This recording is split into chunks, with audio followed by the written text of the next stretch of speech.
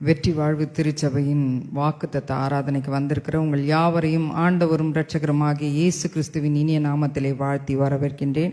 இந்த ஆராதனைக்கு ஆரம்பமாக நாம் செபிப்போம். எங்கள் அன்பின் பரலோக பிதாவே, இந்த அருமையான காலை வேலைக்காய் நன்றியோடு துதிக்கிறோம், ஸ்தோத்தரிக்கிறோம். தகப்பனே, கடந்த 5 மாதங்களாக நீர் எங்களை உம்முடைய கண்ணின் மணியை போல பாதுகாத்தீர். எங்களை உம்முடைய உள்ளங்கரங்களில் வரைந்து வைத்து ஆண்டவரே, நீர் எங்களை ஏந்தி சுமந்து தாங்கி தப்புவித்தீர். கர்த்தாவே, இந்த 6ஆம் மாதம் 1ஆம் தேதியிலே ஆண்டவரே, உம்முடைய சமூகத்திலே நாங்கள் வர நீர் எங்களுக்கு கிருபை செய்ததற்காய் நன்றி செலுத்துகின்றோம். இந்த மாதம் துவங்கி ஆண்டவரே, இந்த மாதம் முடியும் மட்டும் தேவரீர் உம்முடைய கிருபை ஆண்டவரே எங்களோடு கூட இருந்து வழிநடத்தும்படியாய் நாங்கள் செபிக்கிறோம், ஸ்தோத்தரிக்கிறோம். ஆண்டவரே கர்த்தாவே, இந்த ஆராதனைக்கு வர தடைப்பட்டவர்களை தடைகளை நீக்கி கொண்டு வந்து சேர்க்கும்படியாய் நாங்கள் செபிக்கின்றோம். இந்த ஆராதனை வேளையிலும் ஆண்டவரே உம்முடைய நாமம் மகிமைப்படும்படியாய் உம்முடைய பிரசன்னம் இந்த இடத்திலே நிழலாடும்படியாய் நாங்கள் செபிக்கிறோம். தகப்பனே, நன்றியோடு துதிக்கிறோம், ஸ்தோத்தரிக்கிறோம்.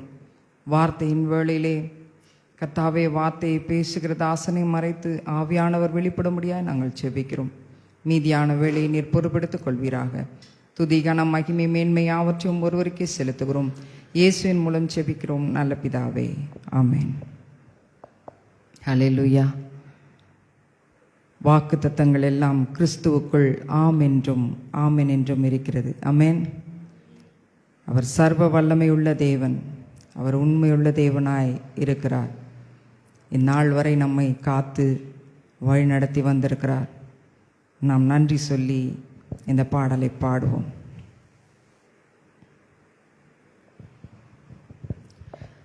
வாக்கு தத்தங்கள் கிறிஸ்துவுக்குள்ளே ஆம் என்று இருக்கின்றதே. வாக்கு தத்தங்கள் நம் இயேசுவுக்குள்ளே ஆமென் என்றும் இருக்கின்றதே. வாக்கு தத்தங்கள் கிறிஸ்துவுக்குள்ளே ஆம் என்று இருக்கின்றதே. வாக்கு தத்தங்கள் நம் இயேசுவுக்குள்ளே ஆமென் என்றும் இருக்கின்றதே. அவர் சர்வவல்ல தேவனாயிருப்பதால் வார்த்தைகள் எல்லாம் நிறைவேறும். அவர் உண்மையுள்ள தேவனாயிருப்பதால் வார்த்தைகள் ஒன்றும் தவறாதே. அவர் சர்வவல்ல தேவனாயிருப்பதால் வார்த்தைகள் எல்லாம் நிறைவேறும். அவர் உண்மையுள்ள தேவனாயிருப்பதால் வார்த்தைகள் ஒன்றும் தவறாதே. ஆமென், ஆமென். வாக்கு தத்தங்கள் எல்லாம் ஆமென், ஆமென், ஆமென். இயேசு சொன்னதெல்லாம் ஆமென், ஆமென், ஆமென். வாக்கு தத்தங்கள் எல்லாம் ஆமென், ஆமென், ஆமென். இயேசு சொன்னதெல்லாம் ஆமென். மரித்து போன சாராளின் கர்ப்பத்தை உயிர்ப்பித்ததே அவர் சொன்ன வார்த்தையே. மரித்து போன சாராளின் கர்ப்பத்தை உயிர்ப்பித்ததே அவர் சொன்ன வார்த்தையே. குறித்திட்ட காலத்திலே அவர் வார்த்தை நிறைவேறிற்றே. குறித்திட்ட காலத்திலே நம் வாழ்விலும் நிறைவேறுமே. குறித்திட்ட காலத்திலே அவர் வார்த்தை நிறைவேறிற்றே. குறித்திட்ட காலத்திலே நம் வாழ்விலும் நிறைவேறுமே. ஆமென், ஆமென். வாக்கு தத்தங்கள் எல்லாம் ஆமென், ஆமென், ஆமென்.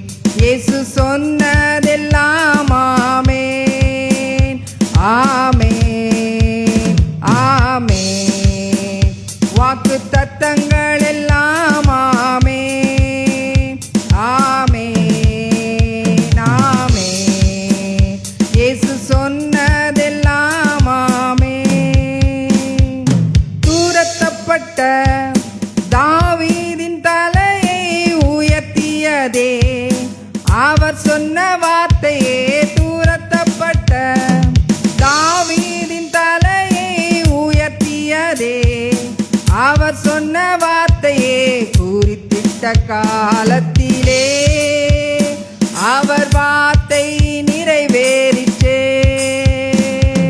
குறித்திட்ட காலத்திலே நம் வாழ்விலும் நிறைவேறுமே.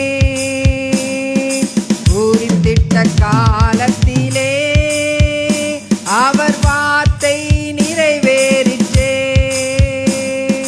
குறித்திட்ட காலத்திலே நம் வாழ்விலும் நிறைவேறுமே. ஆமென் ஆமென். வாக்கு தத்தங்கள் எல்லாம் ஆமென் ஆமென் ஆமென்.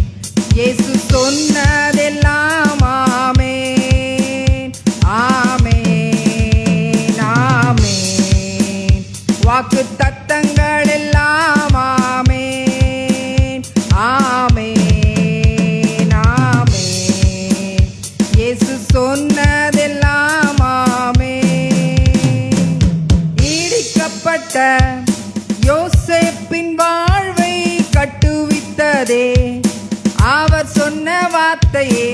இடிக்கப்பட்ட யோசேப்பின் வாழ்வை கட்டுவித்ததே அவர் சொன்ன வார்த்தையே.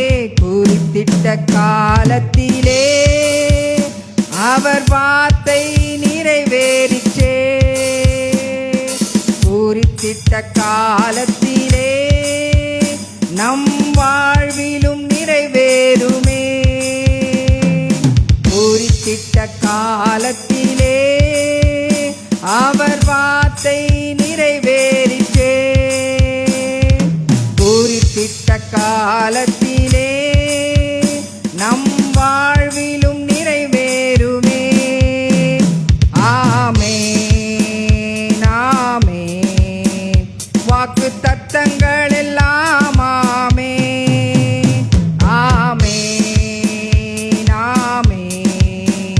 இயேசு சொன்னதெல்லாம் ஆமென் ஆமென் ஆமென். வாக்கு தத்தங்கள் எல்லாம் ஆமென் ஆமென் ஆமென். இயேசு சொன்னதெல்லாம் ஆமென். வாக்கு தத்தங்கள் கிறிஸ்துவுக்குள்ளே ஆமென்று இருக்கின்றதே. வாக்கு தத்தங்கள் நம் இயேசுவுக்குள்ளே ஆமென் என்றும் இருக்கின்றதே. வாக்கு தத்தங்கள் கிறிஸ்துவுக்குள்ளே ஆமென்று இருக்கின்றதே. வாக்கு தத்தங்கள் நம் இயேசுவுக்குள்ளே ஆமென் என்றும் இருக்கின்றதே. அவர் சர்வவல்ல தேவனாயிருப்பதால் வார்த்தைகள் எல்லாம் நிறைவேறும். அவர் உண்மையுள்ள தேவனாயிருப்பதால் வார்த்தைகள் ஒன்றும் தவறாதே. அவர் சர்வவல்ல தேவனாயிருப்பதால் வார்த்தைகள் எல்லாம் நிறைவேறும். அவர் உண்மையுள்ள தேவனாயிருப்பதால் வார்த்தைகள் ஒன்றும் தவறாதே. ஆமென் ஆமென். வாக்கு தத்தங்கள் எல்லாம் ஆமென் ஆமென் ஆமென். இயேசு சொன்னதெல்லாம் ஆமென் ஆமென் ஆமென். வாக்கு தத்தங்கள் எல்லாம் ஆமென் ஆமென் ஆமென். இயேசு சொன்னதெல்லாம் ஆமென். ஹல்லேலூயா. ஆமென். நாம் அனைவரும் எழுந்து நின்று தேவனை ஆராதிப்போம்.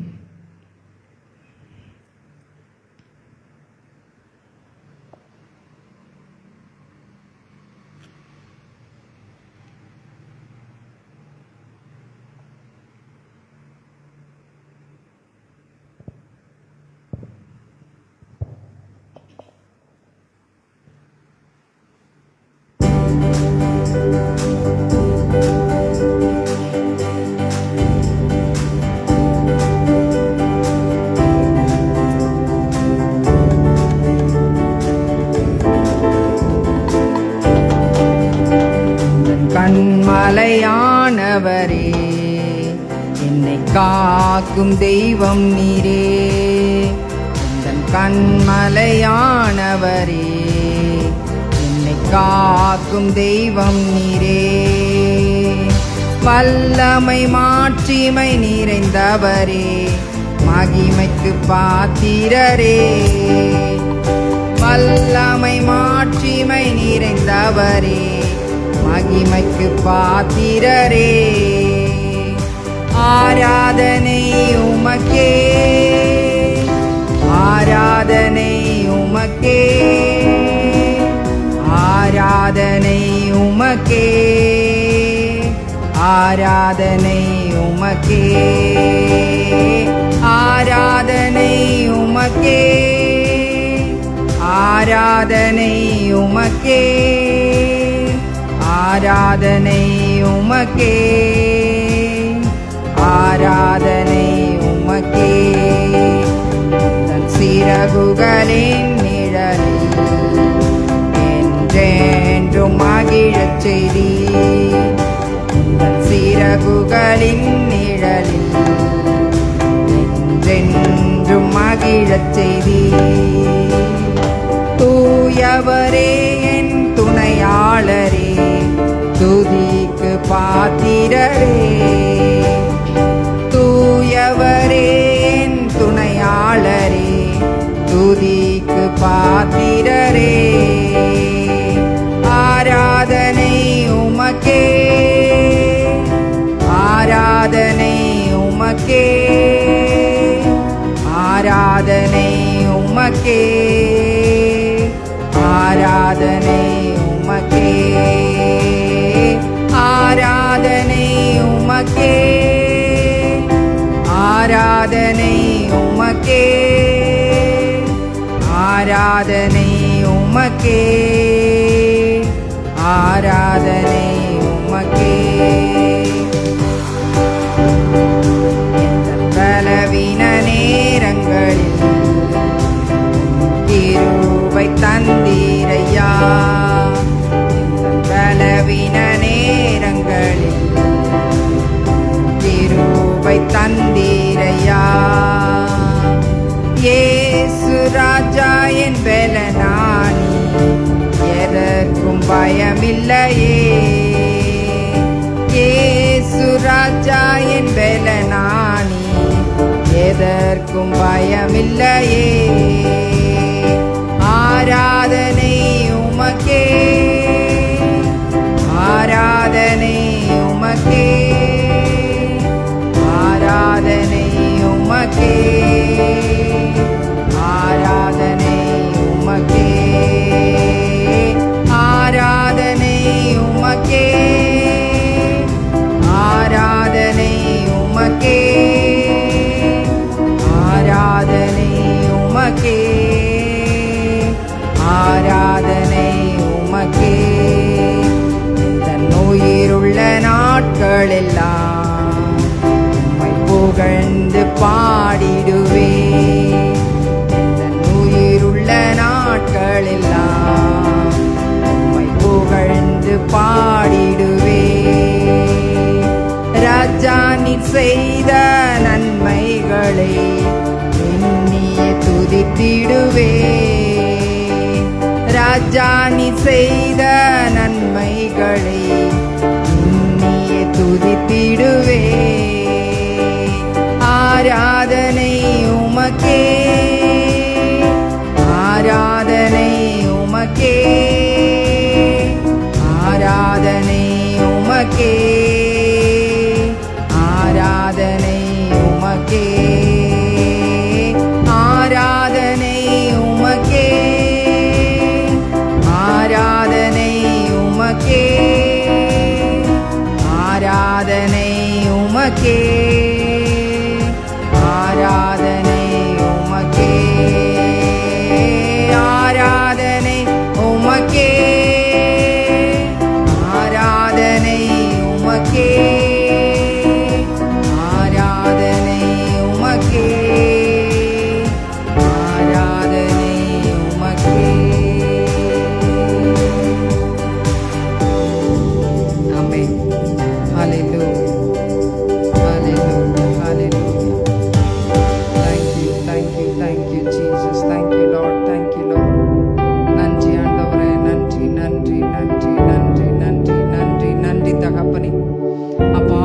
ஸ்தோத்திரம், நன்றி செலுத்துகிறோம் அப்பா.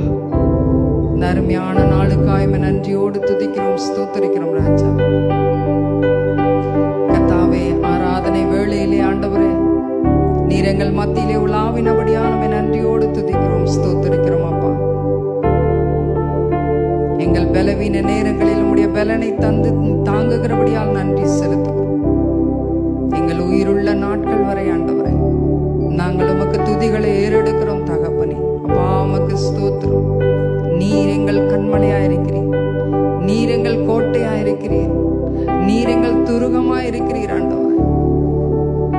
அப்பா, உம்மை நன்றியோடு நன்றியோடு நன்றியோடு துதிக்கிறோம் ராஜா.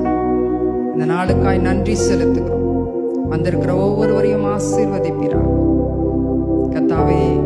இந்த முழு ஆராதனை நேரங்களையும் உடைய கரங்களில் ஒப்புக் கொடுக்கிறோம். நீர் பொறுப்பெடுத்துக் கொள்ளும். துதி கன மகிமை மேன்மை அவற்றையும் ஒருவருக்கே செலுத்துகிறோம். இயேசுவின் மூலம் ஜெபிக்கிறோம் நல்ல பிதாவே, ஆமென்.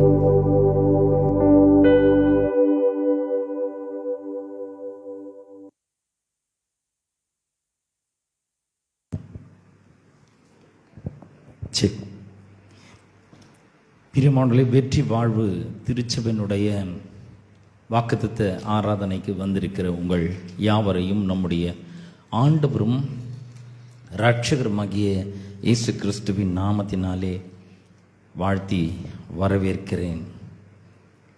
இந்த அருமையான நாளிலே தேவாதி தேவன் கர்த்தாதி கர்த்தர் நம்மை இன்னொரு அற்புதமான ஒரு மாதத்துக்குள்ளாக பிரவேசிக்கும்படியாக செய்திருக்கிறார். அதற்காக நான் தேவனை ஸ்தோத்திரிக்கிறேன். கடந்த 5 மாதங்கள் கர்த்தர் நம்மை கண்மணி போல பாதுகாத்து பராமரித்து ஆசீர்வதித்து அவர் நம்மை வழிநடத்தி எல்லா கிருபைகளையும் இரக்கங்களையும் நமக்கு கொடுத்து அவர் நம்மை இந்த 6ஆம் மாதத்திலே பிரவேசிக்கும்படியாக செய்திருக்கிற அவருடைய தயவுக்காக நன்றி செலுத்து. இந்த 6ஆம் மாதத்திலே தேவன் நமக்கு கொடுக்கிற வாக்குத்தத்தம் எல்லா நாட்களுமே வாக்குத்தத்தத்தின் நாட்கள் தான். நம்முடைய வாழ்க்கையே வாக்குத்தத்தத்தின் அடிப்படையில் தான் இருக்கிறது. இன்றைக்கு இந்த மாதத்திலே நாம் இந்த மாதம் முழுசும் இந்த எண்ணம், இந்த சிந்தனை நம்முடைய இருதயத்திலும் மனதிலும் இருக்க வேண்டும். இந்த மாதத்திற்குரிய ஒரு சரியான சிந்தனை இது நம்முடைய மனதையும் இருதயத்தையும் விட்டு அகலவே கூடாது. ஆகவே 1 யோவான் 4ஆம் அதிகாரம் 4ஆம் வசனத்தை உங்களுக்காக நான் வாசிக்கிறேன். பிள்ளைகளே, நீங்கள் தேவனால் உண்டாயிருந்து அவர்களை ஜெயித்தீர்கள். ஏனெனில் உலகத்தில் இருக்கிறவனிலும் உங்களில் இருக்கிறவர் பெரியவர். எல்லாரும் சேர்ந்து சொல்லுவோம், இந்த உலகத்தில் இருக்கிறவனிலும் உங்களில் இருக்கிறவர் பெரியவர். இப்படி சொல்லுவோம், உலகத்தில் இருக்கிறவனை காட்டிலும் எனக்குள் இருக்கிறவர் பெரியவர். பாருங்கள், இந்த அப்போஸ்தலனாகிய யோவான் இந்த நிருபத்தை நமக்கு எழுதுகிறார். அவர் சொல்றாரு, பிள்ளைகளே அப்படின்றார். ஒரு தகப்பன் தன்னுடைய பிள்ளைக்கு சொல்ற மாதிரி அவர் சொல்றாரு, பிள்ளைகளே நீங்கள் தேவனால் உண்டாயிருந்து. பாருங்கள், நாம் எல்லாரும் தேவனாலே உண்டாயிருக்கிறோம், தேவனாலே பிறந்திருக்கிறோம், தேவனுடைய கர்ப்பத்தில் இருந்து நாம் வெளிப்பட்டிருக்கிறோம். இது ரொம்ப முக்கியமான ஒன்று. பாருங்கள், அவர் மூலமாக நாம் பிறந்திருக்கிறபடினாலே தேவனாலே உண்டாயிருந்து அவர்களை ஜெயித்தீர்கள். இப்போனா தேவனால் பிறப்பது எல்லாம் உலகத்தை ஜெயிக்கும்னு அடுத்த சாப்டரில் அவர் சொல்கிறார், 5ஆம் அதிகாரத்தில் அவர் சொல்கிறார். பாருங்க, அப்போ நம்முடைய பிறப்பை பார்த்தீங்கன்னா ஒரு பெரிய வெற்றியின் பிறப்பு. வெற்றி பெறுவதற்காகவே நாம் பிறந்திருக்கிறோம். இவ்வளோ அற்புதம் பாருங்க. நம்முடைய வாழ்க்கையில் நமக்கு 2 பிறப்பு இருக்குது. ஒன்று நம்முடைய சரீர பிரகாரமாக நம்ம தாய் தகப்பன் மூலமாக நாம் பிறந்திருக்கிறோம். நிறைய பேர் அந்த பிறப்பை ரொம்ப பிரமாதமாக அதை ரொம்ப உற்சாகமாக கொண்டாடுறது, அதை அந்த பிறப்பை ரொம்ப முக்கியத்துவப்படுத்துவது, அது ரொம்ப நல்லது தான். அது நம்ம கொண்டாட வேணும்னு சொல்ல, அது ரொம்ப நல்லது, அது ஒரு மகிழ்ச்சியான தருணம், கொண்டாடலாம். ஆனால் அதை விட ரொம்ப முக்கியமானது என்னென்னா, நாம் மறுபடியும் பிறந்திருக்கிறோம். இதே யோவான் தம்முடைய சுவிசேஷத்தில் அவர் சொல்கிறாரு, அவருடைய நாமத்தின் மேலே விசுவாசம் உள்ளவர்களாய் அவரை ஏற்றுக்கொண்டவர்கள் எத்தனை பேர்களோ அத்தனை பேர்களும் தேவனுடைய பிள்ளைகள் ஆகும்படி அவர்களுக்கு அதிகாரம் கொடுத்தார். பாருங்க, இதை பத்தி நம்ம யோசிச்சு பார்க்கறதே கிடையாது. யோவான் அதை தான் சொல்றார், பிள்ளைகளே நீங்கள் தேவனால் உண்டா இருந்து. எப்படி தேவனால் உண்டா இருந்துன்னா அவர் மூலமாக நாம் பிறக்கிறோம். 13ஆம் வசனம் சொல்லி யோவான் 1:13 சொல்லுது, அவர்கள் இரத்தத்தினாலாவது மாம்ச சித்தத்தினாலாவது புருஷனுடைய சித்தத்தினாலாவது பிறவாமல் தேவனாலே பிறந்தவர்கள். இந்த எண்ணம் நம்முடைய இருதயத்துக்குள்ளே ஆழமாய் வேரூன்ற வேண்டும். நான் தேவனால பிறந்திருக்கிறேன், நான் மறுபடியும் பிறந்திருக்கிறேன். சரி, அந்த மறுபடியும் பறக்கும் பொழுது என்ன நடக்குது அப்படின்னு சொன்னா, அடுத்த வரியில அவர் சொல்றாரு, அவர்களை நீங்கள் ஜெயித்தீர்கள். ஜெயிக்கிறதுக்குன்னே நம்ம பிறந்திருக்கிறோம். இது எப்படி இருக்குன்னு பாருங்க. சரீர பிரகாரமா நம்ம பறக்கும்பொழுது பல தோல்விகள் வந்து நம்முடைய வாழ்க்கையில நம்முடைய வாழ்க்கையை தோல்விகள் சந்திக்கலாம். ஆனால் இந்த மறுபடியும் பறக்கும்பொழுது ஜெயிக்கிறதுக்காக தான் பிறந்திருக்கிறோமே. இது ரொம்ப ஆழமா உள்ள கொண்டு போய் வைக்க வேண்டும். எல்லாத்தையும் என்னால ஜெயிக்க முடியும் அப்படின்ற ஒரு எண்ணம் உள்ள கொண்டு போய் வைக்கணும் பாருங்க. அது ரொம்ப ரொம்ப முக்கியமானது. ஏனெனில் அவர் சொல்ற, ஏன் இப்படி நினைக்கணும்னா, இந்த உலகத்தில் இருக்கிறவனிலும் உங்களில் இருக்கிறவர் பெரியவர். 2 பேரை பத்தி சொல்லுது. ஒருத்தன் இந்த உலகத்துல இருக்கிறான், அவன் யாரு? பிசாசு. அவன் நம்முடைய சத்துரு, மனு வர்க்கத்தினுடைய எதிரி. நம்ம நல்லா இருக்க கூடாதுன்னு விரும்புறான். அவன் உலகத்துல இருக்கிறான். நம்ம நினைச்சிருக்கிறோம் அவன் ரொம்ப பெருசுன்னு நினைச்சிருக்கிறோம். இல்ல, கர்த்தர் சொல்றாரு, உங்களுக்கு உள்ள இருக்கிறவர் ரொம்ப பெரியவர். பிறகு நம்ம ரட்சிக்கப்பட்ட பொழுது, தேவனாலே நம்ம மறுபடியும் பறந்த பொழுது உள்ள ஒருத்தர் வந்திருக்கிறாரு. எவ்வளவு அற்புதம் பாருங்க. உள்ள ஒருத்தர் வந்திருக்கிறாரு, அவர் ரொம்ப பெரியவர். நிறைய பேருக்கு இந்த உள்ள ஒருத்தர் வந்திருக்கிறாருன்னே தெரியவே இல்லை. அதுவே ஒன்றும் புரியவே இல்லை. ரட்சிக்கப்பட்டிருக்கிறேன். ஆனால் உங்கள் வாழ்க்கையில் பார்த்தீங்கன்னா ஏராளமான கவலைகள் இருக்குது, ஏராளமான பிரச்சனைகள் இருக்குது. அதை சால்வ் பண்ண முடியல, தீர்க்க முடியல. அவர்கள் தவித்து கொண்டு இருக்கிறார்கள். பயம் ஒரு பக்கம், கவலை ஒரு பக்கம், அவர்களை ஆண்டு கொண்டு இருக்கிறது. இல்லைங்க, உள்ள ரொம்ப பெரியவர் ஒருத்தர் வந்திருக்கிறாரு. இது நம்முடைய இருதயத்தின் ஆழத்திற்குள்ளே செல்ல வேண்டும். நம்ம யோசிக்கலாம், எப்படிங்க உள்ள ஒரு பெரிய ஒருத்தரை வந்து எப்படி உள்ள அந்த மாதிரி நம்ம ஒரு ஃபைனைட் பீயிங், அதாவது நம்ம ஒரு எல்லைக்குட்பட்டவர்கள், ஆனால் எல்லையற்ற தேவன் எப்படி உள்ள வந்து இருக்க முடியும் அப்படின்னு ஒருவேளை யோசிக்கலாம் பாருங்க. இப்போ ஒரு விதையை எடுத்துக்கோங்க, அதே மாதிரி ஒரு பெரிய மரத்தை எடுத்துக்கோங்க. அந்த பெரிய மரம் எதுல இருந்து வந்ததுன்னா அந்த சின்ன விதையில இருந்து தான் வந்தது. அப்ப எப்படி சொல்லலாம், இந்த சின்ன விதைக்குள்ள அப்பேற்பட்ட ஒரு பெரிய விருட்சத்தை, பெரிய மரத்தை அந்த விதை என்ன பண்ணுது, உள்ளடக்கியதான் இருக்கிறது அப்படி சொல்லலாம்ல. இப்ப நம்மள கூட கர்த்தர் அப்படிதான் வச்சிருக்கிறாரு.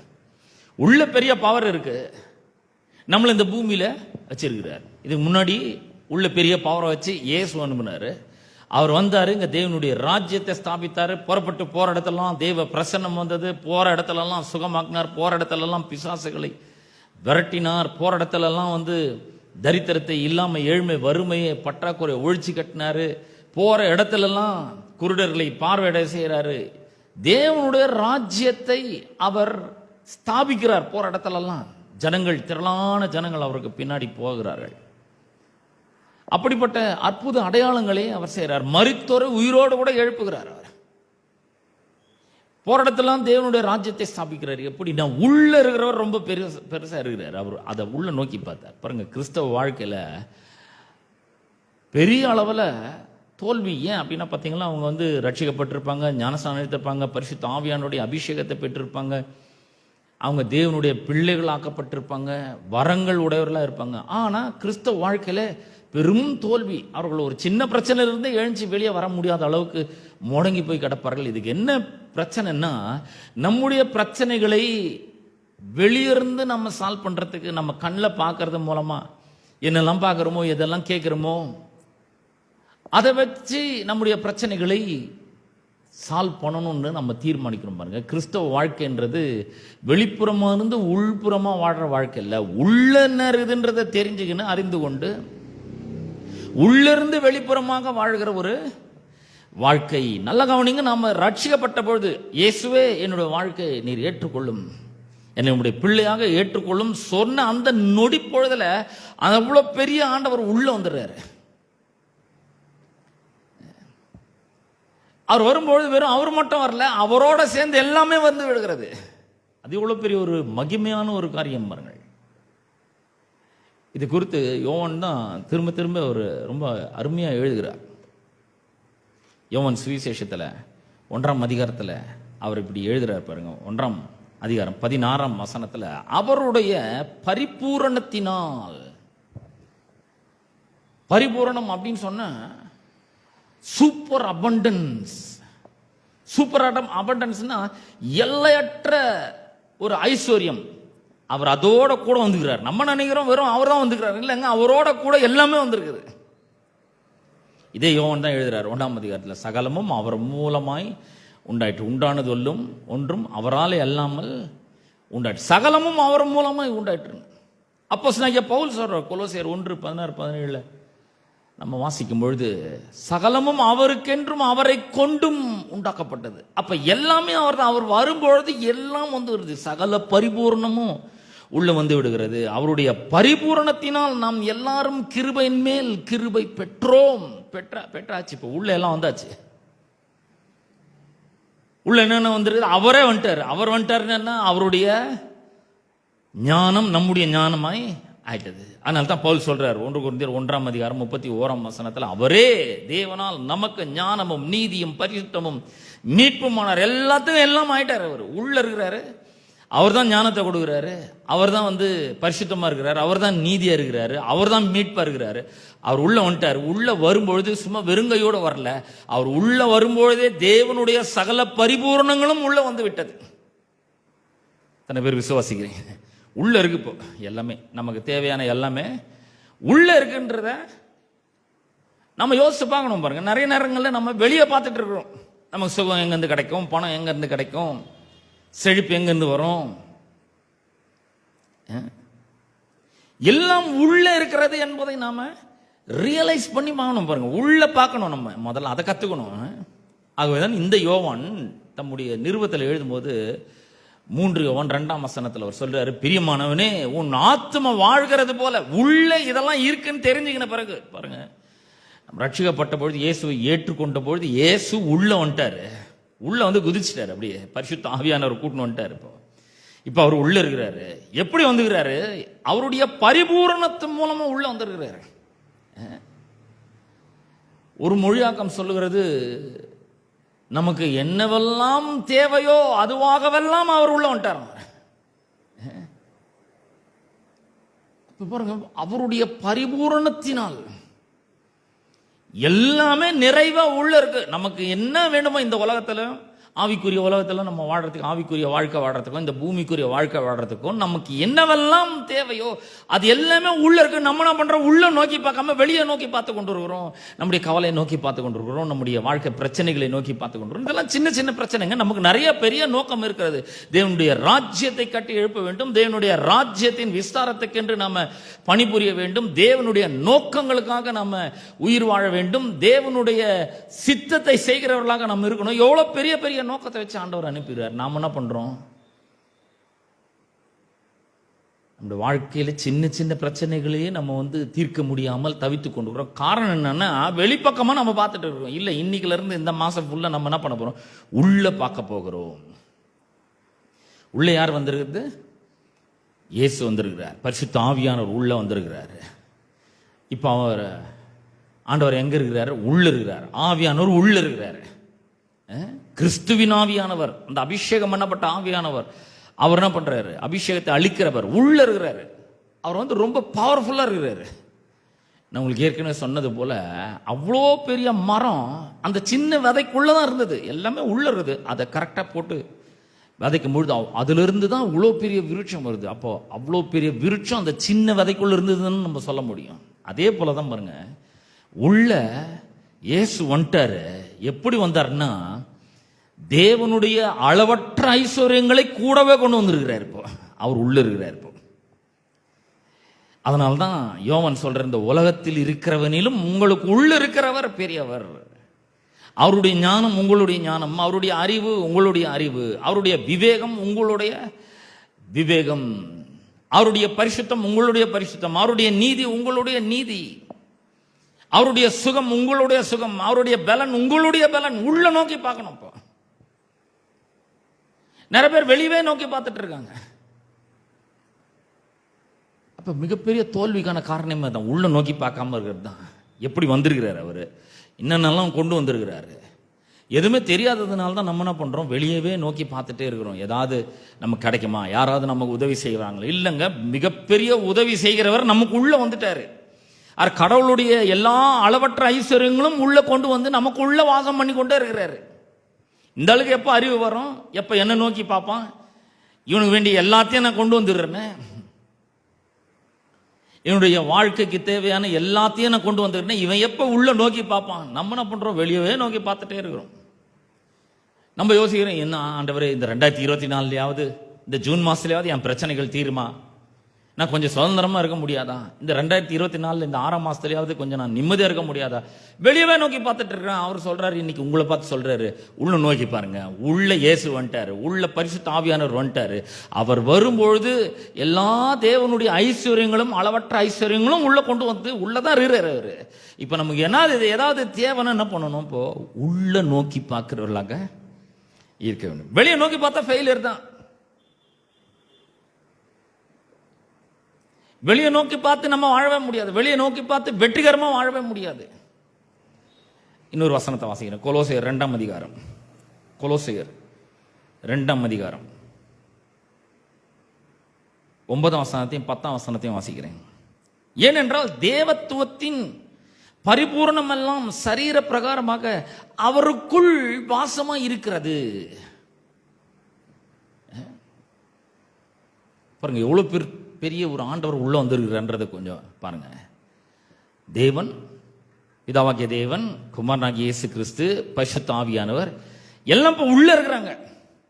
அதனுடைய பரிபூர்ணம் எல்லாம், சகல பரிபூர்ணம், தேவத்துவத்தின் பரிபூர்ணம் எல்லாம் அவர் என்னவாகவெல்லாம் இருக்கிறாரோ, அவர் அன்பா இருந்தா அந்த அன்பு உள்ள வந்திருக்குது.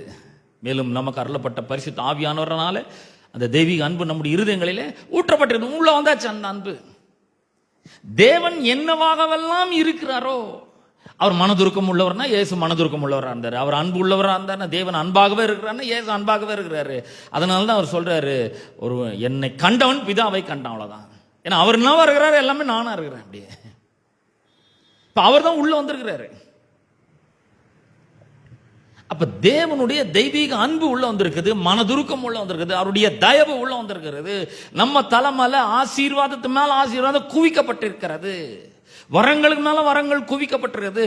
உள்ள அவ்வளவு ஐஸ்வர்யம் உள்ளவர்களாம் இருக்கிறோம். ஆனா வெளியே நம்ம இந்த உள்ள பார்க்காததுனால வெளியே இருக்கிற தரித்திரத்தையே பார்த்துட்டு இருக்கிறோம். உள்ள அவ்வளவு பெரியவர் இருக்கிறதுனால, அதை ரியலைஸ் பண்ணாதனால, அதை அறிந்து கொள்ளாததுனால, அந்த வெளிப்பாடு நமக்கு கிடைக்காததுனால வெளியே இருக்கிற உலகத்தில் இருக்கிறவனே பார்த்துக்கணும், ஐயோ இந்த பிசாசு விட மாட்டேன்றான் பிரதர், எங்க போனாலும் வரானுங்க, என்ன வாழ விட மாட்டேங்கிறாங்க. இல்லைங்க, இந்த உலகத்தில் இருக்கிறவனிலும் எனக்குள் இருக்கிறவர் பெரியவர் என்ற அறிவு வர வேண்டும். இன்னைக்கு அது வந்துடணும். நீங்க அப்ப பாருங்க, எவ்வளவு பேர் உள்ள இருக்கிறார். தேவத்துவத்தின் பரிபூர்ணம் எல்லாம், அன்பு, மனதுருக்கம், தயவு, கிருபை, நீதி, பரிசுத்தம் எல்லாமே சேர்ந்து அவருக்குள்ள வாசமா இருந்தது. இப்ப அவர் நமக்குள்ள வந்துட்டாரு. இப்ப எல்லாம் எங்க இருக்கு, உள்ள இருக்கு. எப்படிப்பட்ட அன்பு, நம்மள நேசிக்கிறவங்களே நேசிக்கிற அன்பு இல்ல, நம்மளை வெறுக்கிறவர்களையும் நேசிக்கக்கூடிய அன்பு உள்ள வந்துடுச்சு. ஆனா நம்ம என்ன பண்ணுகிறோம், என்ன இப்படி சொல்லிட்டான் பிரதர், என்னை எப்படி சொல்லலாம், விட மாட்டேன் நான் அவனை நல்ல 4 கேள்வி இல்லைங்க, அந்த கிடையாது. இப்ப வேற உள்ள வந்திருக்கிறாரு. தேவத்துவத்தின் பரிபூர்ணம் எல்லாம், அவர் என்னவாகவெல்லாம் இருக்கிறாரோ அதெல்லாம் உள்ள வந்துடுச்சு. அவர் ஐஸ்வர்யம் உள்ளவர்னா நானும் ஐஸ்வர்யம் உள்ளவனா இருக்கிறேன். இப்போ இந்த நொடி பொழுதுல நானும் அப்படிதான் இருக்கிறேன். ஏன்னா உள்ள அவர் வந்திருக்கிறார். அடுத்த வசனம் 10ஆம் வசனம் சொல்லுகிறது, மேலும் சகல துரைத்தனங்களுக்கும் அதிகாரத்துக்கும் தலைவராய் இருக்கிற அவருக்குள் நீங்கள் பரிபூர்ணம் உள்ளவர்களாய் இருக்கிறீர்கள். பாருங்க, எல்லாம் ஆல் இன்க்ளூசிவ், பரிபூர்ணம் உள்ளவர்களாக இருக்கணும், ஆல் சஃபிஷியன்ட், எல்லாமே நமக்கு இருக்குது அப்படின்றார் அப்போஸ்தலனாகிய பவுல். அப்படிதான் சொல்லுகிறார். அவர் யாரு? அவர் எல்லாத்துக்கும் தலைவராக இருக்கிறார். என்ன எல்லாத்துக்கும்? சகல துரைத்தனங்களுக்கும்.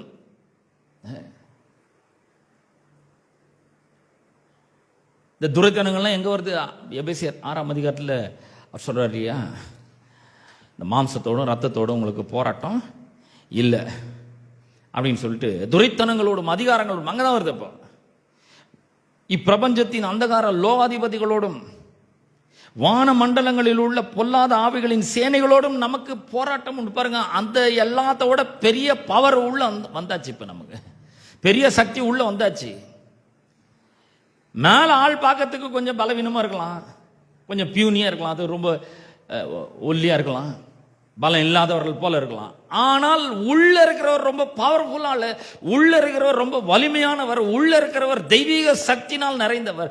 ஆகவே நம்முடைய வாழ்க்கையை நம்முடைய பலத்துல வாழ்றதை நிறுத்திட்டு உள்ள ஒருத்தர் பெரியவர் வந்திருக்கிறாரு, அவருடைய பலத்துல, அவருடைய ஞானத்துல, அவருடைய அறிவில, அவருடைய வழிகாட்டுதலில நம்ம வாழ பழக வேண்டும்.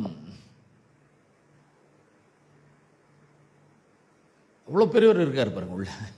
இதை சரியா புரிஞ்சுக்கிறவங்க நல்லா வெற்றிகரமாக வாழ முடியும். இவர் எவ்வளவு பெரியவர். அவர் சொல்ற, வானம் என்னுடைய சிங்காசனம், பூமி என்னது பாதப்படி. அவ்வளவு பெரியவர் இப்போ உள்ள வந்துட்டார். இப்போ நாங்க அது எப்படிங்க வர முடியும் பாருங்க. சர்வ வல்லமுள்ள தேவன் மரியாளுடைய கர்ப்பத்தில் தன்னை அடக்கிக்கலையா வந்து, அதே மாதிரி தாங்க இதுவும். உள்ள இருக்கிறவர் பெரியவர். இந்த உலகத்தில் இருக்கிறவனிலும் எனக்குள் இருக்கிறவர் பெரியவர்.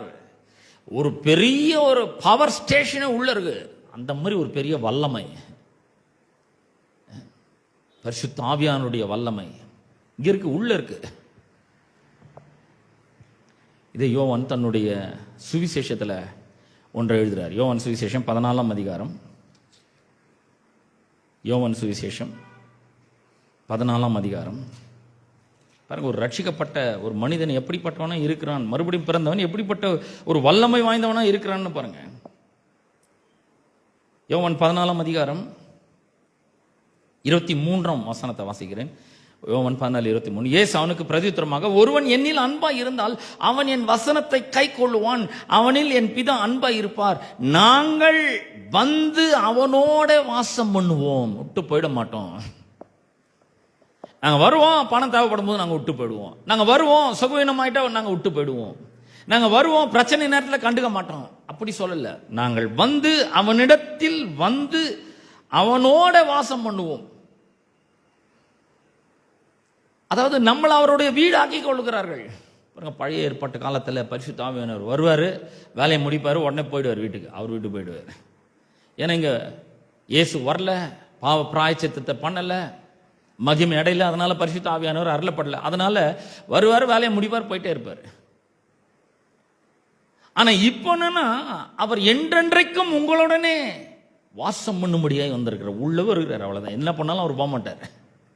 நல்லா ஞாபகம் வச்சுக்கோங்க. அப்ப அவர் சொல்றார், உலகத்தில் இருக்கிறவனிலும் உங்களுக்குள் இருக்கிறவர் பெரியவர். எத்தனை பேருக்கு ஒரு பெரியவர் எனக்குள்ள இருக்கிறார்? ஆமென். பெரிய ஒரு பவர் உள்ள இருக்குது.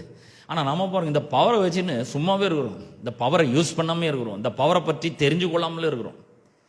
தெரிஞ்சுக்கினா என்ன நடக்கும் பாருங்க. நம்ம வாழ்க்கையில எப்படி இதை மிஸ் பண்றோம்ன்றத வேதத்துல ரொம்ப தெளிவா சொல்லப்பட்டிருக்கிறது. எண்ணாகமம் புஸ்தகம் 13ஆம் அதிகாரத்தில் ரொம்ப அழகாக சொல்லப்பட்டிருக்குது. எண்ணாகமம் 13ஆம் அதிகாரத்தில், எண்ணாகமத்தில் 13ஆம் அதிகாரத்தில் மோசே இந்த வாக்குத்தத்தம் பண்ணப்பட்ட தேசத்தை வேவு பார்க்கும்படி 12 வேவுக்காரரை அவர் அனுப்புகிறார். அனுப்பும்பொழுது 13:27 வாசிக்கிறேன். அவர்கள் மோசையை நோக்கி, நீர் எங்களை அனுப்பின தேசத்துக்கு நாங்கள் போய் வந்தோம், அது பாலும் தேனும் ஓடுகிற தேசம்தான், இது அதனுடைய கனி. பாருங்க, பாலும் தேனும் ஓடுற தேசம் இப்போ என்னன்னா கடவுளுடைய வார்த்தை தான். அதுல தான் எல்லாமே இருக்கு. சுகம் இருக்கு, ஆரோக்கியம் இருக்கு, பாவம் மன்னிப்பு இருக்கு, பரிசுத்தம் இருக்கு, மீட்பு இருக்கு, எல்லாமே அதுதான். அந்த வார்த்தை தான் இப்போ பாலும் தேனும் ஓடுகிற தேசம் தான். இது அதனுடைய கனி. ஆனாலும் பாருங்க, ஆனாலும் அந்த தேசத்தில் குடியிருக்கிற ஜனங்கள் பலவான்கள். யார் சொல்றது? தேவனோட உடன்படிக்கை மக்கள், தேவனோட இணைந்து கூட்டணி அமைச்சிருக்கிற மக்கள். அவர்கள் சொல்றாங்க அவர்கள் பலவான்கள். பாத்தீங்களா, வெளியே பாக்குறாங்க, உள்ள பார்க்கவே இல்லை. அவன் உள்ள இவன் எவ்வளவு பெரியவன்னு பார்க்கவே இல்லை, உள்ள எவ்வளவு பெரிய சக்தி இருக்குன்னு பார்க்கல. நம்ம கூட நிறைய நேரங்கள்ல வெளியே பார்க்கிறோம், நமக்கு உள்ள இருக்கிற அந்த ஆவியானவரை விட, உள்ள இருக்கிற அந்த வல்லமையை விட, வானம் எனது சிங்காசனம் பூமி எனது பாதப்படின்னு சொன்னார். அவ்வளோ பெரிய ஆண்டவர் உள்ள இருக்கிறாரு. அதை கவனிக்க மறந்துட்டு வெளியே இருக்கிற வியாதி ரொம்ப பெருசுன்னு நினைக்கிறோம், வெளியே இருக்க குடும்ப பிரச்சனை ரொம்ப பெருசுன்னு நினைக்கிறோம், வெளியே இருக்கிற கவலை ரொம்ப பெருசுன்னு நினைக்கிறோம், வேலை கிடைக்காதது ரொம்ப பெருசுன்னு நினைக்கிறோம். இவனுங்க என்ன சொல்றானுங்க பாருங்க, அந்த தேசத்தில் குடியிருக்கிற ஜனங்கள் பலவான்கள். இவனுங்க ரொம்ப இவனுக்கு போயிட்டு வந்து அவங்க அவ்வளோ பெருசாக இருக்கிறாங்க, ஆனால் பரவாயில்ல, ஆண்டவர் நம்மோட கூட இருக்கிறாரு, கர்த்தர் நம்ம கூட இருக்கிறாரு, நமக்கு வாக்கு பண்ணியிருக்கிறாரு, அவர் இந்த தரேன்னு சொன்ன கண்டிப்பாக தருவார், அவர் சொன்ன சொல் தவறாதவர், நம்ம போய் சுதந்திரிப்போம்னு சொன்னால் அதில் ஒரு அர்த்தம் இருக்குது. ஆனால் இவனுங்க சொல்கிறாங்க அவங்க ரொம்ப பலவான்கள், இதை பார்க்கறதுக்கு அனுப்புகிறாங்க. அவனை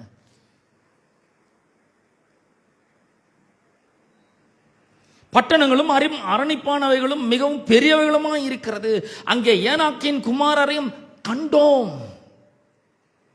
பாருங்க, இந்த பார்க்கறத வச்சு நம்ம வாழ்ந்தோம்னா நம்முடைய வாழ்க்கை அட்டர் ஃபெயிலியர் தான், ரொம்ப படுதோல்வி அடைஞ்சோம். இந்த கிறிஸ்தவ வாழ்க்கையே, ஆவிக்குரிய வாழ்க்கையே இயற்கைக்கு அப்பாற்பட்ட விதத்தில் வாழும்படியாதான் தேவன் நம்மளை அழைச்சிருக்கிறாரு. இந்த கிறிஸ்தவ வாழ்க்கையை, ஆவிக்குரிய வாழ்க்கையை வாழணும்னா அவருடைய ஞானம், அவருடைய பலம், அவருடைய அறிவு, அவருடைய ஒத்துழைப்பு, அவருடைய இணக்கம், அவருடைய வழிகாட்டுதல், அவருடைய கிருபை, அவருடைய தயவு, இதெல்லாம் இல்லாமல் இந்த வாழ்க்கை வாழவே முடியாது. அந்த மாதிரி ஒரு வாழ்க்கையை தான் அவர் நம்மளை அழைச்சிருக்கிறார். நம்ம சும்மா நம்மளுடைய தேவைகளை சந்திக்கிறதுக்கும், சும்மா நம்மளுடைய ஒரு சில பிரச்சனைகளை கண்ணீரை துடைக்கிறதுக்கும், நான் பழுவாதப்பா அப்படின்னு சொல்றதுக்கும் அவர் நம்ம கூட இருக்கிறார். இல்லைங்க, பெரிய பெரிய காரியங்களை செய்யும்படியாக நம்மளை அழைச்சிருக்கிறாரு. இந்த உலகத்தில் புறப்பட்டு செல்லுங்கள், சகல ஜாதிகளையும் சீஷராக்குங்கள், எவ்வளவு பெரிய நோக்கத்தை கொடுக்கிறாரு. ஆனால் நம்ம என்ன பண்றோம், குண்டு சட்டிலேயே குதிரை ஓட்டுட்டு இருக்காங்க. அவர் சொல்ற புறப்பட்டு போங்கள், இவங்க சொல்றாங்க ஐயோ அங்க போனாக்கா ரொம்ப பிரச்சனை வருங்க, இந்த சுவிசேஷத்தை எடுத்து நான் எப்படி சொல்றது, முதல்ல எப்படி புறப்படுறதே ரொம்ப பேருக்கு கஷ்டமா இருக்குது. ஒரே வெயிலுங்க, ஒரே சூடுங்க, ஒரே டயர்டுங்க. அவர் சொல்ற புறப்பட்டு போங்கள், நான் உங்களோட கூட இருக்கிறேன். எவ்வளவு நாள், உலகத்தின் முடிவு பிறந்தும் சகல நாட்களிலும் நான் உங்களோட கூட இருக்கிறேன். அவர் சொல்ற பகலிலே வெயிலாகலும் இரவிலே நிலவாகலும் உங்களை சேதப்படுத்தாதுன்னு சொல்லிக்கிறார். நீ கிளம்பி போன்றார் அவர். எவ்வளவு பெரிய நோக்கத்தை வச்சா. ஆனா நம்ம பார்த்தீங்கன்னா சின்ன சின்ன ஒரு வீட்டுக்குள்ளேயே போந்துன்னு எத்தையோ ஒன்று பண்ணின்னு இருக்குது. இல்லைங்க, நம்மளை இயற்கைக்கு அப்பாற்பட்ட ஒரு வாழ்க்கையை வாழும்படி தேவன் அழைச்சிருக்கிறார். நம்ம என்ன பண்றோம், வெளியே இருக்கிற உலகத்தையே பார்த்து கொண்டு இருக்கிறோம். ஐயோ பிசாசு ரொம்ப பெரியவங்க, நான் போனா எந்த இடத்தையும் ஊழியமே செய்ய விட மாட்டேன்றாங்க, ஏன் பிசாசு என் வாழ்க்கையில பூந்து விளையாடிட்டு இருக்காங்க, அவன் நல்ல கிரியை செய்து கொண்டு இருக்காங்க. இல்லைங்க, அவனை விட ரொம்ப அதிகமா கர்த்தர் கிரியை செய்து கொண்டு இருக்கிறார். ஹலோ, நீங்களும் நானும் முன்னேறணுன்றதுக்காகவும், நீங்களும் நானும் இந்த சுவிசேஷத்தை அட்வான்ஸ்மெண்ட் பண்ணணுன்றதுக்காகவும், நீங்களும் நானும் இந்த உலகம் முழுசையும் கர்த்தருக்காக ஆதாயப்படுத்துறதுக்காகவும் ஆவியானவர் நம்ம கூடவே இருந்து, நான் உன்னை விட்டு போகவே மாட்டேன்பா, உன் கூட தான் இருப்பேன் நான், நீ வா நம்ம 2 பேர் போலாமா அப்படின்றாரு. இங்க அவங்க சொல்றது பாருங்க, அவங்க பலவான்கள், பட்டணம் அரணிப்பானவைகள், 45 சிட்டி அப்படின்னா ரொம்ப அரணிப்பான, உள்ள நுழையவே முடியாது. அங்க பெரிய பெரிய நெடி ஆட்கள் ஏனாக்கின் குமாரரையும் கண்டும் பார்த்துட்டானுங்க. கண்ணில் பார்த்த உடனே பிசாசு ஒரு பெரிய பயத்தை உள்ள கொண்டு வந்துட்டான். 30ஆம் வசனம் பாருங்க. 12 பேருக்கும் அதே தான் சொல்லி அனுப்புறாங்க. நான் 30ஆம் வசனம், அப்பொழுது காலேப் மோசேக்கு முன்பாக ஜனங்களை அமர்த்தி, நாம் உடனே போய் அதை சுதந்திரித்துக் கொள்வோம். பாத்தீங்களா, என்ன அற்புதம். நாம் அதை எளிதாய் ஜெயித்துக் கொள்ளலாம். பிள்ளைகளே, நீங்கள் தேவனால் உண்டாயிருந்து அவர்களை ஜெயித்தீர்கள். இவன் சொல்றான் உடனே போலாம், உடனே ஜெயிக்கலாம். உள்ள இருக்கிற பவரை, உள்ள இருக்கிற வல்லமைய, உலகத்தில் இருக்கிறவனிலும் எனக்குள் இருக்கிறவர் பெரியவர்ன்ற அறிவு வந்துச்சுன்னா, அந்த வெளிச்சம் வந்துச்சுன்னா, நம்ம எதுக்குமே தயங்கவே மாட்டோம், எதுக்கும் பயந்து உட்காரவே மாட்டோம். உடனே போலாம் வாங்க போவோம், போய் ஜெபம் பண்ணுவோம், போய் சுவிசேஷத்தை அறிவிப்போம். போய் 4 பேரை சந்திப்போம். ஆண்டவர் கூட இருக்கிறாரு, எவ்வளவு பெரியவர் இருக்கிறார். அவர் சொல்லிட்டார், நானே உங்க கூட இருக்கிறேன்ட்டாரு. நான் உன்னை விட்டு போகவே மாட்டேன், என்னன்னைக்கும் உங்க கூட வந்து உனக்குள்ள நான் தங்கிறேன். நான் மட்டும் இல்லை, பிதா வந்துட்டாரு, குமாரன் வந்துட்டாரு, ஏசு கிறிஸ்து வந்துட்டார், உள்ள ஆவியானவர் வந்துட்டார். 3 பேரும் நாங்கள் இங்கே தான் வருகிறோம். காலை சொல்றோம், நாம் உடனே போய் சுதந்திரித்துக் கொள்வோம். இவனுக்கு மட்டும் எங்கிருந்து வந்தது அந்த வெளிச்சம்? இவன் வந்து வெளியே பார்க்கல, இவனும் வெளியே பார்த்தான். ஆனா அதை விட ரொம்ப அட்ராக்டிவா உள்ள இருக்கிறவர் தெரிகிறாரு. உள்ள ஆவியானவர் பெருசா தெரிகிறாரு. வானம் என்னது சிங்காசனம், பூமி என்னது பாதப்படி. வானத்துக்கும் பூமிக்கு இருக்கிறவர் உள்ள இருக்கிறாரு. ஒருவேளை காலை வந்து ரொம்ப ஒருவேளை ஒல்லியா இருந்திருக்கலாம், எனக்கு தெரியல எப்படி இருப்பாருன்ட்டு. ஆனா உள்ள வந்து அவனுக்கு மனக்கண்ணில் பார்க்கறான், உள்ள இருக்கிற ஆண்டவர் ரொம்ப பெரியவர், எனக்குள்ள அவர் இருக்கிறாரு. அந்த மாதிரி பார்க்கணும், பார்க்க ஆரம்பிக்கணும். நம்முடைய அவன் சொல்ற, நாம் எளிதாய் ஜெயித்து கொள்ளலாம் என்றான். அவனோட கூட போய் வந்த 31ஆம் வசனம், மனிதரோ நாம் போய் அந்த ஜனங்களோட எதிர்க்க நம்மால கூடாது. பாருங்க, வெளியே பார்க்காம உள்ள பார்க்காம வெளியே பார்த்தோம்னா நம்ம சொல்லுவோம், ஐயோ நம்மளால முடியாதுங்க, இந்த வியாதியிலிருந்து வெளியே வர முடியாது. நான் பார்க்காத வியாதியா, 10 வருஷம் 15 வருஷமா இந்த வியாதி இப்படியே தான் இருக்குது, அவன் சரீரத்திலே தான் இருக்குது, இதுல இருந்து வெளியே வர முடியாது, என்னால வந்து என்ன பண்ண முடியாது, எதிர்க்க முடியாது. பாருங்க எப்படி சொல்லுங்கிறான் பாருங்க. இவர் வந்து ஒரு பெரிய வாக்குத்தத்தத்தை கொடுத்து, பல ஆண்டுகளுக்கு முன்னாடி ஆபிரகாமுக்கு வாக்குத்தத்தத்தை கொடுத்து, இந்த சந்ததியார் அந்த தேசத்தை உன் சந்ததியார் அந்த தேசத்தை சுதந்தரிப்பார்கள், மிகுந்த பொண்ணோடும் பொருளோடும் புறப்பட்டு வருவார்கள், நான் அந்த தேசத்தை அவங்களுக்கு தருவேன்னு சொல்லி வாக்குத்தத்தம் பண்ணி எகிப்துக்கு மோசேவை அனுப்பி அவன் மூலமா திரும்பின்னு சொல்லி எல்லாம் சொல்லி அவ்வளோ அற்புத அடையாளங்கள்லாம் பண்ணி கூட்டிட்டு வந்தா, இவன் சொல்றான் நம்மளால முடியாது, எதிர்க்க நம்மளால முடியாது. நான் சொல்றேன், உள்ள அவ்வளோ பெரியவர் இருக்கும்போது ஏன் முடியாது? நான் சொல்றேன், கண்டிப்பா எதிர்க்க முடியும். நான் சொல்றேன், நம்ம சரீரத்தில் இருக்கிற வியாதியை எதிர்க்க முடியாம நம்மளே வந்து தவிச்சிட்டு இருந்தா என்னைக்கு நம்ம மற்றவங்களுக்கு போய் சரீரத்தில் இருக்கிற வியாதியை துரத்த முடியும், எப்படி குணமாக்க முடியுங்க? உள்ள இருக்கிறவர் பெரியவர் என்று நினைக்கும் பொழுது, உள்ள இருக்கிறவர் பெரியவர் என்கிற அந்த அறிவும் எண்ணமும் வெளிச்சமும் வரும்பொழுது நான் சொல்லுவேன், ஈஸியா ஜெயிக்கலாம், போய் ஈஸியா ஜெயிக்கலாம். முதல்ல என் சரீரத்தில் இருக்கக்கூடாது, இந்த சரீரத்தில் இருக்கிற வியாதியை எதிர்க்கிறேன் இயேசுவின் நாமத்தினால, அதை எதிர்த்து நிற்கிறேன். நம்ம சொல்லணும், சுகத்தை எளிதாய் சுதந்திரிக்கலாம் அவர் சொல்லிட்டாரு. அப்ப பாருங்க, ஒரு 2 பேர் சொல்றான் நம்ம உடனே போய் சுதந்திரிக்கலாம், எளிதாய் ஜெயித்து கொள்ளலாம். ஏன்? அவன் உள்ள பார்க்கறான், கூட யார் இருக்குதுன்னு பார்க்கறான், கூட அவ்வளவு பெரிய ஆண்டவர் இருக்கிறாரு.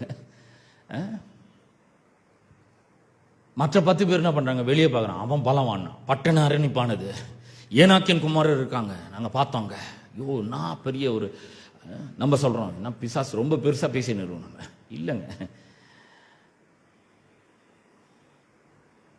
அவனோட கூட போய் வந்த மனிதரோ நாம் போய் அந்த ஜனங்களோட எதிர்க்க நம்மாலே கூடாது, அவர்கள் நம்மை பார்க்கிலும் பலவான்கள் என்றார். நான் கேட்கிறேன், எப்படிங்க முடியும்? இயேசு பெரியவரா, ஆவியானவர் பெரியவரா, வியாதி பெருசா? ஆவியானவர் பெரியவரா, உள்ள இருக்கிற ஆவியானவர் பெரியவரா, வெளியே இருக்கிற தரித்திர பிரச்சனை பெருசா? உள்ள இருக்கிற ஆவியானவர் பெரியவரா, வெளியே இருக்கிற குடும்ப பிரச்சனை பெருசா? நம்ம இதையே நோண்டிட்டு இருக்கிறோம். இல்லங்க, உள்ள பாருங்க, உள்ள அவ்வளவு பெரியவர் இருக்கிறாரு, அவர்கிட்ட கேளுங்க, ஆவியானவர் நான் என்ன பண்ணணும், இப்போ இந்த பிரச்சனையை தீர்க்கிறதுக்கு எனக்கு தெய்வீக ஞானத்தை கொடுங்க.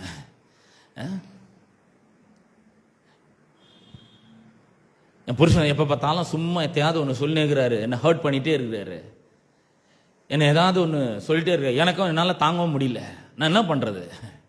அவர் சொல்லுவார், என்ன பண்ணுறதுன்னு அவர் சொல்லுவார். அவர்கிட்ட என்னைக்காவது கேட்டிருக்கோம், உள்ள அவ்வளோ பெரிய தெய்வீக ஞானத்தை உடையவர், அவரே ஞானமாக வந்துருக்கார் நமக்கு. என்னைக்காவது அவர்கிட்ட கேட்டுக்கிறோமா, அவர்கிட்ட ஒரு ஆலோசனை கேட்டுக்கிறோமா? இல்லை, நம்மளே நோண்டி நோண்டி நோண்டி எல்லாத்தையும் பெருசாக்கிட்டு நம்ம கஷ்டப்பட்டுட்டு இருக்கிறோம்.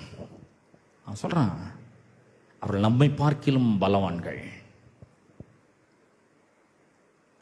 அப்புறம் சொல்றோம் 32ஆம் வசனத்துல, நாங்கள் போய் சுற்றி பார்த்து வந்து அந்த தேசம் தன் குடிகளை பட்சிக்கிற தேசம், அதுல நாங்கள் கண்ட ஜனங்கள் எல்லாரும் மிகவும் பெரிய ஆட்கள். இவனா பண்றான், இவனுடைய வெளிப்புற தோற்றத்தோட அங்க இருக்கிற ஆட்களை கம்பேர் பண்ணி பார்க்கறான். ஆனா காலேபும் யோசுவாவும் உள்ள இருக்கிறவர் எவ்வளவு பெரியவர்னு வச்சு அவருக்கு முன்னாடி இவங்களை வச்சு பார்க்கறான்.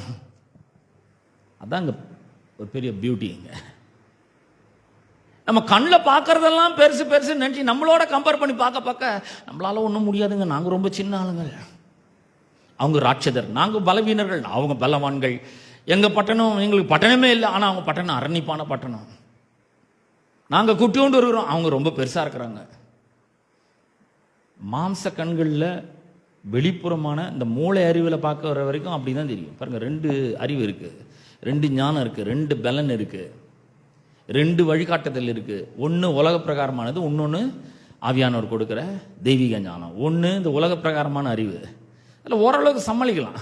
குடும்ப பிரச்சனை ஓரளவுக்கு சமாளிக்கலாம், பண பிரச்சனை ஓரளவுக்கு சமாளிக்கலாம், மற்ற பிரச்சனைகளை ஓரளவுக்கு இந்த அறிவு ஞானத்தை வச்சு ஓரளவுக்கு சமாளிக்கலாம், ஓரளவுக்கு வெற்றி பெறலாம். ஆனால் நான் சொல்கிற வெற்றி, நான் சொல்கிற வாழ்க்கை என்பது நம்ம கற்பனை கூட பண்ணி பார்க்க முடியாத வாழ்க்கைக்கு வேண்டிய எல்லாவற்றோடும் அவர் உள்ள வந்திருக்கிறாங்க. எனக்கு நல்லா விளங்குது, நான் நல்லா இருக்க முடியும், பிரமாதமாக இருக்க முடியும், இப்போ இருக்கிறத விட 1000 மடங்கு நான் நல்லா இருக்க முடியும் எப்படின்னு எனக்கு விளங்குது. ஏன்னா உள்ள சர்வ பரிபூர்ணத்தோட அன்ட்டார் அவர். இந்த உலகத்தில் எல்லாரும் நிமிந்து பார்க்குற அளவுக்கு நான் வாழறதுக்கு வேண்டிய எல்லாத்தோடும் உள்ளே வந்திருக்கிறாரு. நான் உள்ளே பார்க்காம வெளியே பார்க்குற வரைக்கும் அந்த வாழ்க்கையை வாழ முடியாது. அப்போ அவங்க மிகவும் பெரிய ஆட்கள், நாங்கள் ரொம்ப சின்ன ஆட்கள். 33 வருஷம் நாங்கள் ராட்சத பிறவியான ஏனாக்கின் குமாரர் ஆகிய ராட்சதரையும் கண்டோம். நாங்கள் எங்கள் பார்வைக்கு வெட்டுக்கிளைகளைப் போல இருந்தோம், அவர்கள் பார்வைக்கும் அப்படி இருந்தோம் என்று சொல்லி இப்படி இஸ்ரவேல் புத்திரருக்குள்ளே தாங்கள் சுற்றி பார்த்து வந்த தேசத்தை குறித்து துர்ச்செய்தி பரம்பச் செய்தார்கள். என்ன மாதிரி ஆண்டவர் கூட இருக்கிறார், வெற்றியை தரேன்னு சொல்லிட்டாரு, அவங்க எல்லாரையும் உங்க கையில ஒப்பு கொடுத்துட்டேன்ட்டாரு. அவன் எவ்வளவு பெருசா இருந்தா எனக்கு என்ன, அவர் சொல்லிட்டாரு ஒப்பு கொடுத்துட்டேன்ட்டு, ஒப்பு கொடுத்தாச்சுன்னு சொல்லிட்டாரு. அவன் எவ்வளோ பெருசாக இருந்தான்னா, அவன் எவ்வளோ பலவானாக இருந்தான்னா, அந்த பட்டணம் எவ்வளோ அரணிப்பானதாக இருந்தா எனக்கு என்ன, அவன் எவ்வளோ நெடிய ஆட்களாக இருந்தா எனக்கு என்ன, எனக்கு ஒன்றும் பிரச்சனையே கிடையாது. ஏன்னா இந்த வெளியே பார்க்குற எல்லாத்த விட உள்ள இருக்கிறவர் ரொம்ப பெரியவர்ன்ற அறிவு வரணும் உள்ள நமக்கு. அந்த வெளிச்சம் நமக்கு வர வேண்டும்.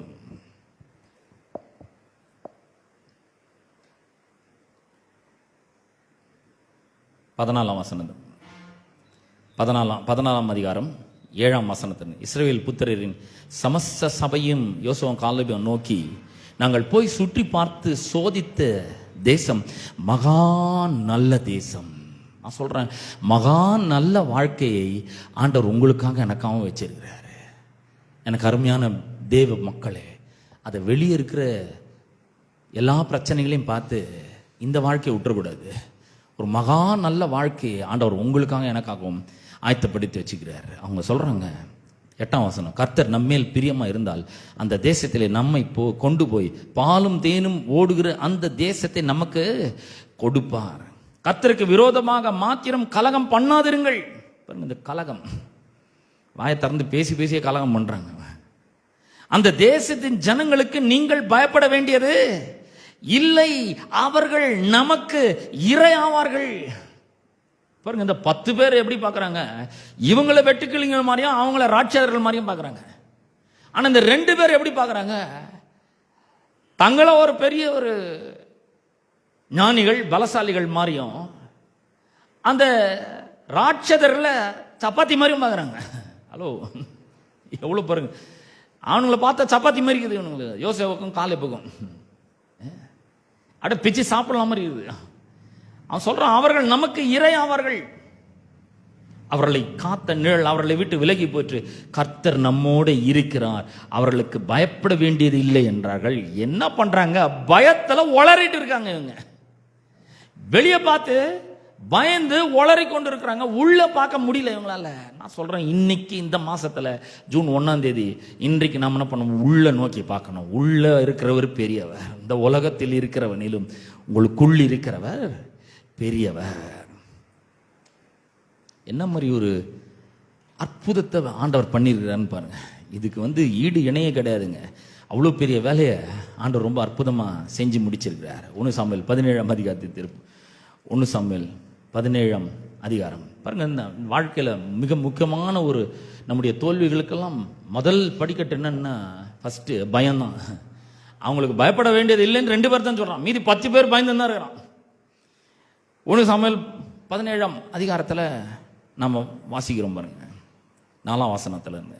அப்பொழுது காத்தூரானாகிய கோலியாத் என்னும் பேருள்ள ஒரு வீரன் பெலிஸ்தரின் பாளையத்திலிருந்து புறப்பட்டு வந்து நடுவே நிற்பான். அவன் உயரம் 6 முழமும் 1 ஜானுமம். பார்த்தீங்களா, இந்த டீட்டெயில் கண்ணில் பார்க்கறது எவ்வளோ பெருசுன்றத.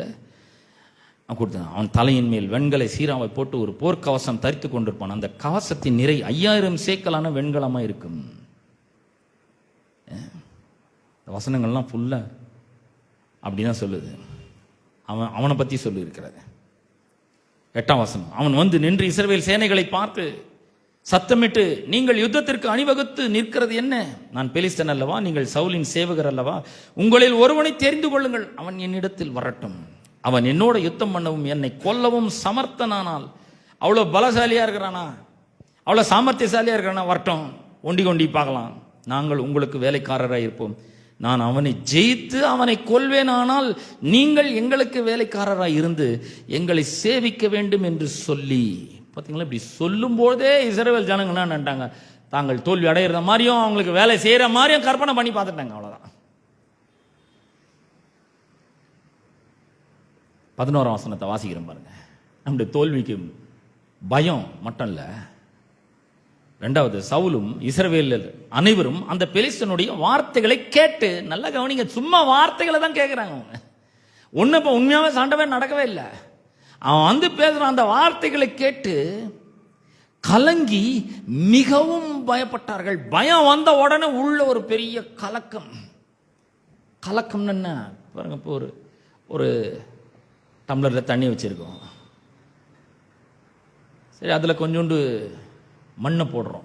மண்ணை போட்டு இப்படி கலக்கினா என்ன, ஒரு ரொம்ப கலங்கிடுது. அப்படியே கொஞ்ச நேரம் வச்சிட்டோன்னு வச்சுக்கோங்க, அந்த தண்ணி தெளிந்து அந்த டஸ்ட் எல்லாம் கீழே போயிட்டு மேலே தெளிவான தண்ணி நீக்குது. மறுபடியும் ஒரு குச்சை போட்டு கலக்கினா என்ன ஆகுது, கலங்கிடுது. அவர்கள் பயம் வந்த உடனே கலக்கம் அடைகிறார்கள், உள்ளமெல்லாம் குழம்பி போகிறது. இப்ப தாவீது வரான் சீன்ல. தாவீது வந்த உடனே அந்த பெலிஸ்தன் எத்தனை நாள்னா, அந்த பெலிஸ்தன் காலையிலும் மாலையிலும் 40 நாள் வந்து நிற்பான். 16ஆம் வசனத்துல நாம பார்க்கிறோம். 24ஆம் வசனத்தை பாருங்க. 17, 11 படிச்சோம். 24, இஸ்ரவேலர் எல்லாரும், சவுல் மட்டும் இல்ல, இஸ்ரவேலர் எல்லாரும் அந்த மனுஷனை காணும் போது மிகவும் பயப்பட்டு அவன் முகத்துக்கு விலகி ஓடி போவார்கள். எவ்வளோ பேத்தட்டிக் கண்டிஷன் பாருங்க, எவ்வளோ ஒரு அவமானமான ஒரு காரியம். இஸ்ரவேல் தேவன் இவ்வளோ அற்புதங்களை செஞ்சிருக்கிறாரு, உடன்படிக்கை பண்ணிக்கிறாரு, நான் உன்னுட்டு விலக மாட்டேன், உன்னை கைவிட மாட்டேன், பலம் கொண்டு திடமனதா இரு, பயப்படாத, கலங்காத, திகையாத, நான் உனக்கு கட்டளையிடவில்லை கேட்டுக்கிறாரு. இவ்வளோத்தையும் மறந்துட்டு இங்க நம்ம பார்க்கிறோம், எல்லாரும் ஒருத்த தவறாத மொத்த பேரும் அந்த மனுஷனை காணும்போது வெளியே பார்க்கிறான். நல்லா கவனிங்க, பிரச்சனை எவ்வளவு பெருசுன்னு பார்க்குற வரைக்கும் நம்ம வெற்றி அடையவே முடியாது. அந்த பிரச்சனை மேல நம்ம ஒரு பெரிய வெற்றி எடுக்கவே முடியாது. உங்களை விட வியாதி பெருசுன்னு நினைச்சிட்டீங்கன்னா அதை ஜெயிக்கவே முடியாதுங்க உங்களால. ஏன்னா எப்ப அப்படி நினைக்கிறீங்களோ உடனே பயப்பட ஆரம்பிக்கிறீங்க, கலக்கம் உள்ள வந்துடும், கவலை உள்ள வந்துடும், ஓட ஆரம்பிப்பீங்க. எல்லாரும் மிகவும் பயப்பட்டு அவன் முகத்துக்கு விலகி ஓடி போவார்கள். ஆனா தாவீது மட்டும் அவனை போட்டு தள்ளினா என்ன கிடைக்கும்? எல்லாரும் சொல்றாங்க, அவனை ராஜா ஐஸ்வர்யவான் ஆக்குறாரு, அவனுக்கு தம்முடைய குமாரத்தியை தருவாரு, தகப்பன் வீட்டாருக்கு இஸ்ரவேலிலே ஒரு டாக்ஸ் ஃப்ரீ சர்வ மானியம் கொடுப்பார் அப்படின்னு திரும்ப திரும்ப கேட்கிறான். அப்ப 31ஆம் வசனத்துல தாவீது சொன்ன வார்த்தைகளை அவர்கள் கேட்டு அதை சவுலின் சமூகத்தில் அறிவித்தார்கள். அப்பொழுது அவனை அழைப்பித்தான். இவனை நான் கொல்றேன் அப்படின்றான். இதெல்லாம் எனக்கு கொடுக்கப்படும், நான் கொல்றேன், நான் ரெடியா இருக்கிறேன், நான் சொல்றேன், கர்த்தர் ரிவார்டெல்லாம் வச்சு ரெடியா இருக்கிறாருங்க. உள்ள வந்துட்டாரு அவரு, உள்ள அவ்வளவு பெருசா இருக்கிறாரு. நம்ம உள்ள பார்க்காம வெளியவே பார்த்துட்டு இருக்கோம், ஐயோ இவ்வளவு இந்த பண பிரச்சனை என்னைக்கு தீரும். அவர் சொல்ற உள்ள ஞானம் இருக்குப்பா, உள்ள அறிவு இருக்கு, உள்ள ஐஸ்வர்யம் இருக்கு, தேவனுடைய அளவற்ற ஐஸ்வர்யம் இருக்கு, எல்லா பரிபூர்ணமும் உனக்குள்ள இருக்குது. நான் வந்துட்டேன், எல்லாமே உள்ள வந்துச்சு, இப்ப நீ தான் ஏதாவது செய்யணும்.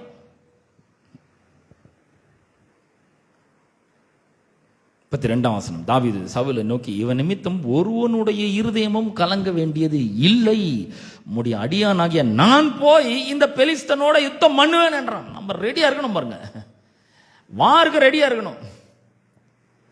சும்மா பயந்து ஓடக்கூடாது, கலங்கி போய் உட்காரக்கூடாது. போனா என்னமோ தெரியலங்க, போனா இந்த பேய் ஓடுமா, பிசாசு ஓடுமா என்னன்னு தெரியல, போனா இந்த வியாதி குணமாகுமா இல்லையான்னு தெரியல. போங்க, முதல்ல முதல்ல எழுந்து போனோம்ல. இன்னைக்கு நாள் சரியில்லை, இன்னைக்கு கொஞ்சம் வெயில் அதிகமாக இருக்கு, இன்னைக்கு ஒரு மழை வருது, இன்னைக்கு போன சுவிசேஷத்தை நான் சரியா அறிவிக்க முடியாது இல்லைங்க. முதல்ல எழுச்சி கிளம்பி போங்க. முதல்ல என்ன சொல்றான் பாருங்க, இவன் நிமித்தம் ஒருவனுடைய இருதயமும் கலங்க வேண்டியது இல்லை. என்ன நடக்குது உள்ள? எதிரி நம்மள என்ன பண்றான், சும்மா பேசி பேசியே பயத்தை உள்ள புகுத்துறான், பேசி பேசியே நம்மளை கலக்கம் அடைய வைக்கிறான். உன் எதிர்காலம் எப்படி இருக்க போகுது, இவ்வளவு வருஷம் போயிடுச்சு, என்னைக்கு உனக்கு ஒரு நல்ல வேலை கிடைச்சி, என்னைக்கு நீ கை நிறைய சம்பாதிச்சு, என்னைக்கு ஒரு நல்ல வீட்டை கட்டி, என்னைக்கு கல்யாணம் கட்டி, என்னைக்கு பிள்ளை குட்டிங்களை பெற்று, ஏங்க இதுக்காக அழைச்சிருக்கிறாரு. அவர் சொல்றாரு முதல்ல தேவனுடைய ராஜ்யத்தையும் அவருடைய நீதியும் தேடுங்க, அப்ப எல்லாமே கூட கொடுக்கப்படும் சொல்லிட்டாரு. அப்ப முதல்ல என்ன பண்ணணும்ன்றது நமக்கு தெரியணும் இல்லையா? உள்ள அவர் வந்திருக்கிறாரு, அவ்வளோ பெரிய ஆண்டவர் வச்சுன்னு, அவ்வளோ பெரிய ஆவியானவர் வச்சுக்கின்னு.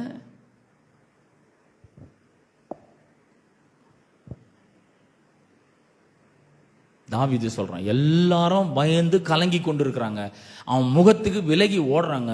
தாவீது சொல்றான், நான் போய் இவன் நிமித்தம் ஒருத்தரோட இருதயமும் கலங்க தேவையில்லை. பிசாசு பேசி பேசிய எண்ணங்களை கொடுத்து பயத்தின் எண்ணங்களை, கலக்கத்தின் எண்ணங்களை கொடுத்து உள்ளத்தை என்ன பண்றான், கலங்கடிக்கிறான். தாவீது சொன்ன இதே வார்த்தைகளை இயேசு சொல்றார் யோவான் 14:1 உங்கள் இருதயம் உங்கள் கலங்காமலும் பயப்படாமலும் இருப்பதாக.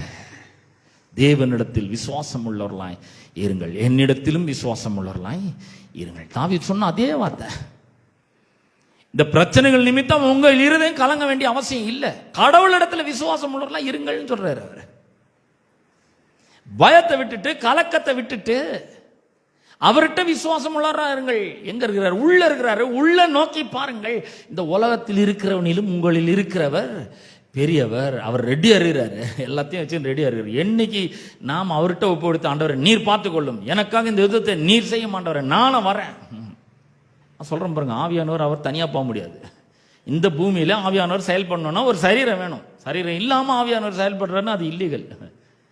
அவருக்கு நம்ம சரீரத்தை ஒரு தங்க மேடம் மாதிரி கொடுத்துருக்குறோம். உள்ள இருக்கிறாரு, இப்ப எனக்குள்ள ஃபுல்லா வியாபித்து இருக்கிறாரு. இப்ப நான் என்ன பண்றேன், நான் கிளம்பி போனோம்.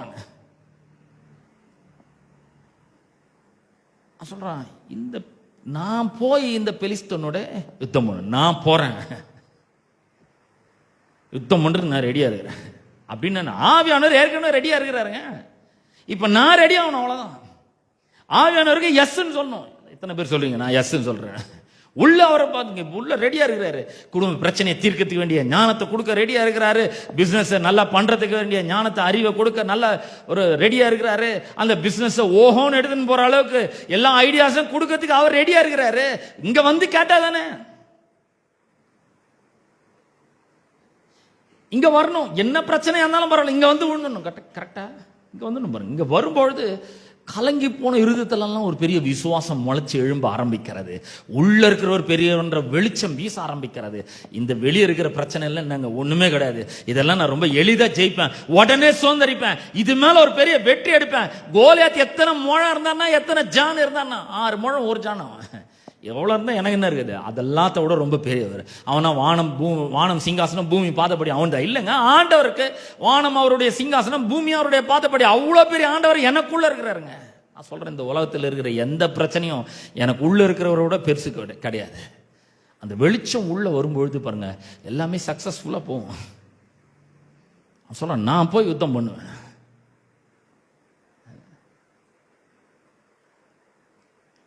அப்ப இந்த கலக்கம் கொஞ்சம் யோசிச்சு பாருங்க. பயம் வந்தது, உடனே கலக்கமும் பின்னாடியே வருகிறது. வந்த உடனே ஒரு பெரிய எல்லாமே தடுத்து நிறுத்தப்படுகிறது. நமக்கு பொட்டன்ஷியல் இருக்கு, ஆனா தடுத்து நிறுத்தப்படுகிறது. வானா பயம் நம்மள முடக்கி போட ஆரம்பிக்கிறது. இயேசு மார்த்தாளை பார்த்து சொல்றாரு, மார்த்தாளே மார்த்தாளே, நீ அநேக காரியங்களை குறித்து கவலைப்பட்டு கலங்கி கொண்டிருக்கிறாய். உள்ள ஏன் கலங்குது? ஒன்று பயம், இன்னொன்று கவலை.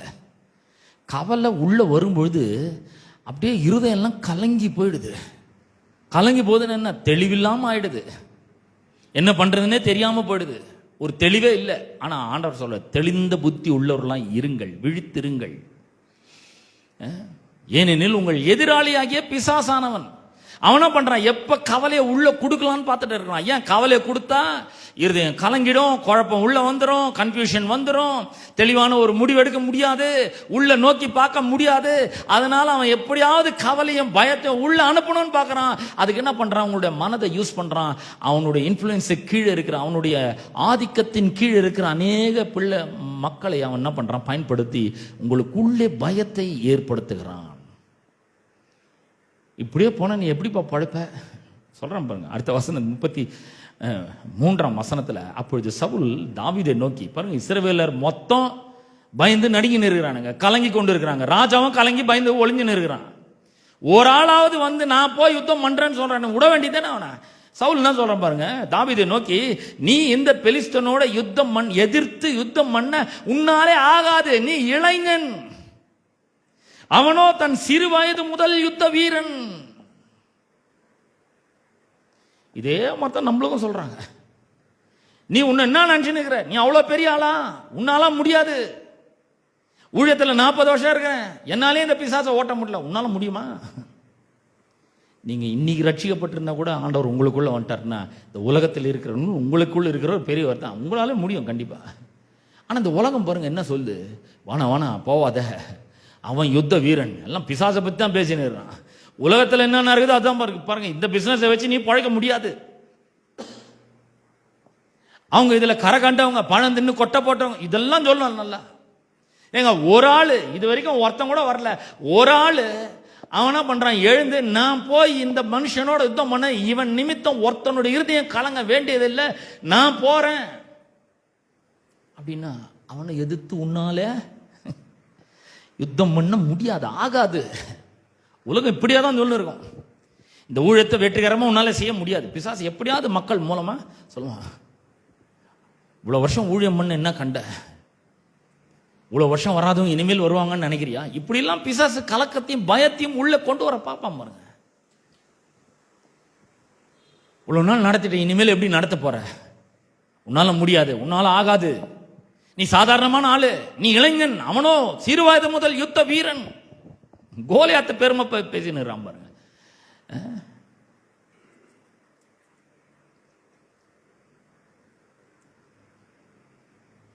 14ஆம் வசனம், தாவீது சவுலை பார்த்து, உம்முடைய அடியான் என் தகப்பனுடைய ஆடுகளை மேய்த்து கொண்டிருக்கிற போது ஒரு விசை ஒரு சிங்கமும் ஒரு விசை ஒரு கரடியும் வந்து மந்தையில் இருக்கிற ஒரு ஆட்டை பிடித்து கொண்டது. நான் அதை தொடர்ந்து போய் அதை அடித்து அதன் வாய்க்கு அதை தப்புவித்தேன். அது என் மேல் பாய்ந்த போது நான் அதன் தாடியை பிடித்து அதை அடித்த கொன்று போட்டேன். பாருங்க, அங்க வந்து யோசுவா காலேபு உள்ள என்ன இருக்குதுன்னு பார்த்தாங்க. உள்ள பார்க்கும்போது வெளியே பார்க்குற எல்லாத்தோட உலகத்தில் இருக்கிற காட்டிலும் உள்ள இருக்கிற ஒரு பெரியவன்ற எண்ணத்தை வந்துட்டான். தாவீது உள்ள பார்க்கறான். ஏங்க இவனையா பார்த்து பயந்து நிற்கீங்க? என்னங்க நீங்க அடப்போங்க, என்னால முடியாதுன்றீங்களே, என்னால ஆகாதுன்றீங்களே. நான் ஒன்றே ஆடு வச்சுட்டு இருந்தேன், அப்போ ஒரு சிங்கம் வந்துச்சு, இன்னொரு முறை இன்னொரு கரடி வந்துச்சு, என் ஆட்டை பிடிச்சது, நான் போய் அதை அடிச்சு அதன் வாய்க்கு தப்பு வச்சுட்டேன். அது என் மேல பாய ஆரம்பிச்சிச்சு, உடனே தாடியை பிடிச்சு அடிச்சு கொன்னே போட்டாங்க, அடிச்சே கொண்டு போட்டாங்க. எப்படி இருக்கும் பாருங்க, கொஞ்சம் அடிச்சே கொன்னோம்.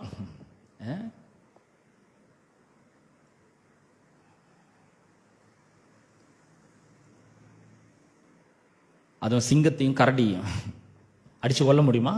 கர்த்தர் கூட இருந்தா கண்டிப்பா முடியும். ஏன்னா உள்ள இருக்கிற ஒரு பெரியவர். அந்த சிங்கத்தையும் அந்த கரடியும் மூடி அடியானாகிய நான் கொன்றேன், விருத்த சேதனம் இல்லாத இந்த பெலிஸ்தனும் அவைகளில் ஒன்றை போல இருப்பான். அவன் ஜீவனுள்ள தேவனுடைய சேனைகளை நிந்தித்தான் என்றான். அதாவது உள்ள நான் இருக்கிற, உள்ள நான் ஜீவனுள்ள தேவனுடைய சேனை. நான்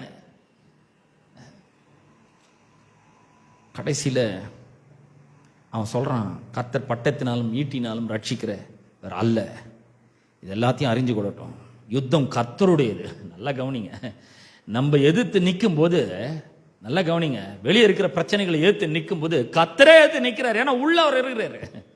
அது சொல்ற, தம்பி நான் உனக்குள்ள வந்துட்டேன்பா, உள்ள எல்லா பரிபூரணத்தோட வந்துட்டேன். நான் உனக்கு வாழ்க்கைக்கு வேண்டிய எல்லாத்தோட நான் உள்ள வந்துட்டேன். இப்ப நான் உள்ள இருக்கிறேன். நீ ஏத்து நிற்கும் போது நானே ஏத்து நிற்கிறேன்.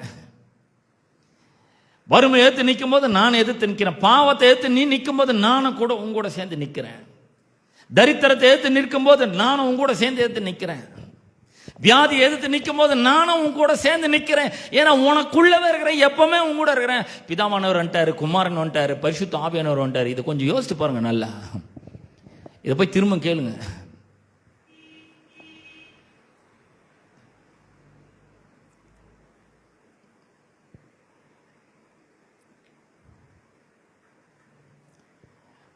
வசனத்தை வாசிக்கிறேன். அப்பொழுது அந்த பெலிஸ்தன் எழும்பி தாவீதுக்கு எதிராக கிட்டி வருகையில் தாவீது தீவிரமாய் அந்த சேனைக்கும் அந்த பெலிஸ்தனுக்கும் எதிராக ஓடி.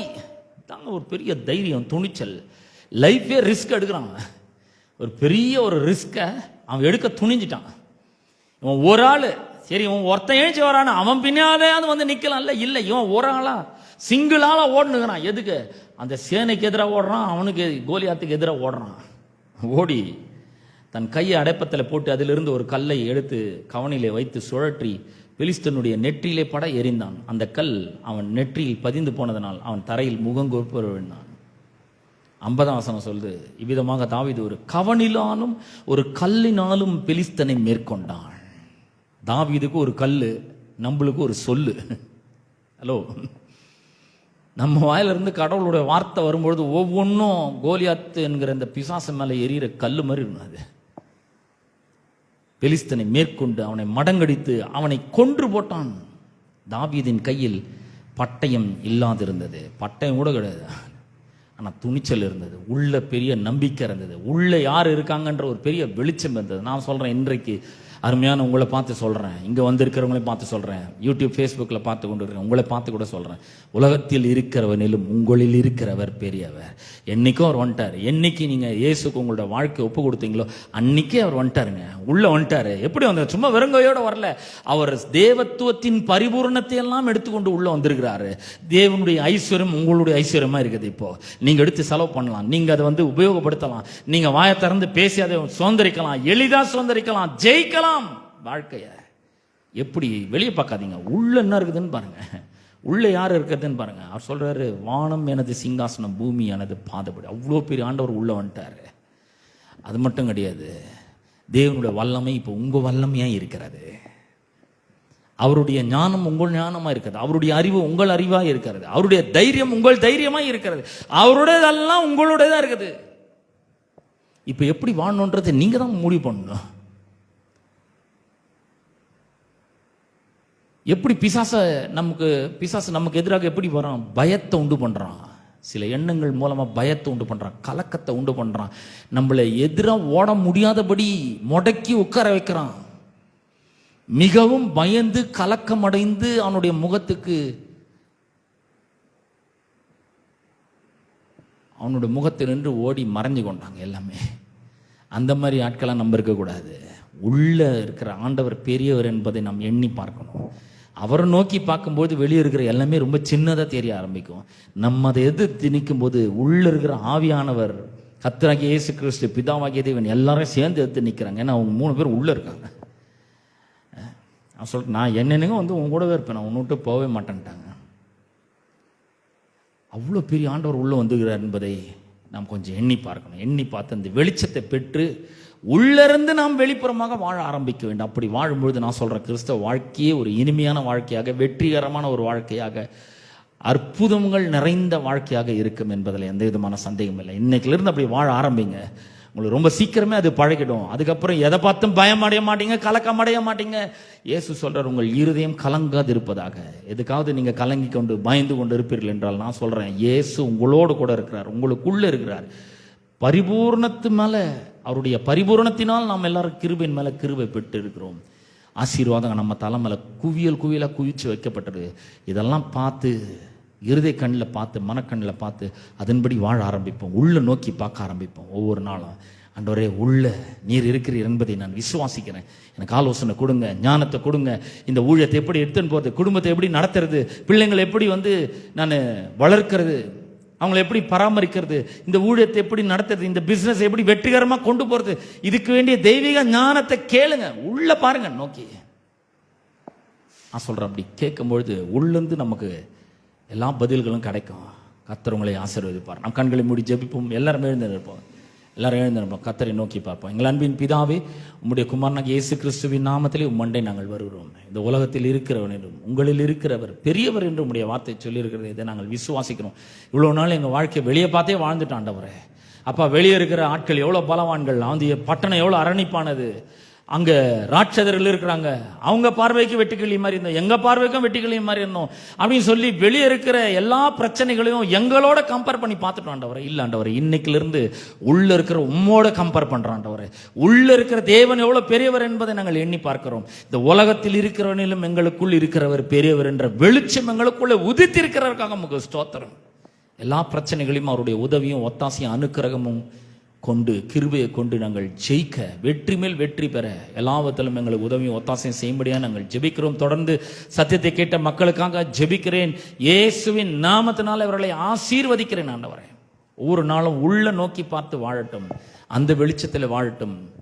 அந்த வெளிச்சத்தில் வாழும்போது வெற்றி மேல வெற்றி சிறக்கட்டும் என்று நாங்கள் ஜெபிக்கிறேன். சுகமும் ஆரோக்கியமும் பலனும் ஜீவனும் நல்வாழ்வும் வெற்றியும் ஜெயமும் ஆசீர்வாதமும் செழிப்பும் மக்களுக்கு உண்டாகட்டும் என்று ஜெபிக்கிறேன். தொடர்ந்து ஆசீர்வதியும் இயேசுவின் நாமத்தில் ஜெபிக்கிறோம் பிதாவே, ஆமென். நம்முடைய கர்த்தராகிய இயேசு கிறிஸ்துவின் கிருபையும் பிதாவாகிய தேவனுடைய அன்பும் பரிசுத்த ஆவியானவருடைய ஐக்கியமும் பாதுகாப்பும் வழிநடத்தலும் இன்றும் என்றும் சதா காலங்களிலும் நம் அனைவரோடும் என்றும் இருப்பதாக.